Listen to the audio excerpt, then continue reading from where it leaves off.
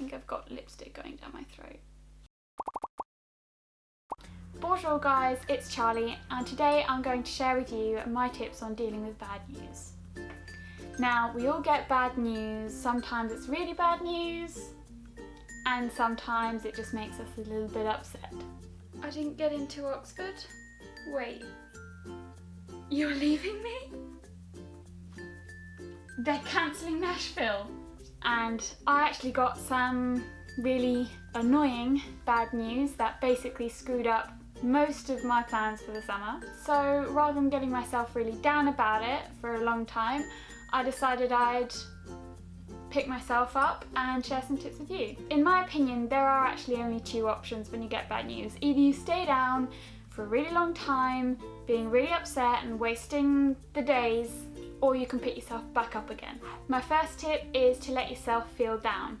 Now, I'm not talking for a long period of time, but for a short amount of time, from an hour to a day, to just basically cry, be angry, binge watch Netflix, eat loads of junk food, like I know I do way too often, and give yourself a limit and say, after this hour, I'm not going to be upset anymore.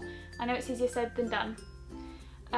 But tell yourself, oh, okay, tomorrow morning I'm going to do something. I'm not just going to sit in bed all day and be upset.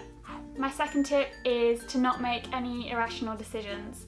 So things like, if you've just been through a breakup, I wouldn't advise diving into something else before you feel you're ready or before you feel it's the right thing to do. And I wouldn't advise throwing anything, like your phone for example, because then it breaks and it's expensive to repair and you're probably gonna regret it. My third tip is to stay busy. So when you've got bad news, when you're upset, if you do something to take your mind off it, I always feel it makes me feel better. And even more so than that, being productive I find really useful, because I feel like it gives you a sort of sense of self-accomplishment and it makes you feel good about yourself, which makes me personally a little bit less upset. But either way, stay busy, go out with your friends, do some exercise, you know, that thing I very, very rarely do. My fourth tip is to be positive. Again, so much easier to say than to actually do it. As the saying goes, when one door closes, another door opens. So find out what doors your bad news opens, basically. Make the most of a bad situation and just try and stay positive. You know, the whole glass half full thing. My fifth tip for you guys is, if you have a pet shop near you, go to the pet shop. Go have a look at the bunnies bouncing around, the guinea pigs, the mice, maybe not the rats if you don't like that, I quite like rats, and the hamsters. And my mum took me there when I was really upset, and I found it kind of just gave me a bit of a warm, fuzzy feeling and made me feel a little bit better. And the same goes for shopping. So retail therapy is my favourite kind of therapy.